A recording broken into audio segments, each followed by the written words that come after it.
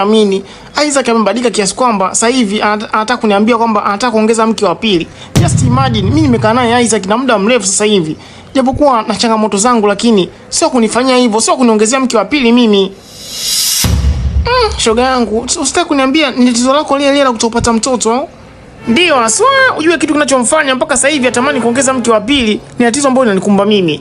Ujue mimi na mume wangu Isaac tumefunga ndoa ya miaka 2 sasa hivi, lakini kwa kudra za Mwenyezi Mungu hatujafanikiwa kupata mtoto, na Isaac sasa hivi anatumia kama kigezo cha kutaka kuongeza mke wa pili. Kwa kweli mimi wanaume muda mwingine siwaelewi, anashindwa kuwa mvumilivu kiasi hicho. Jamani, tumepitia mangapi mimi na Isaac? Mimi nataka unisaidie mawazo, nifanye nini jamani? Mimi nataka Isaac anipende mimi tu, sitaki wewe na mwanaume mwingine jamani.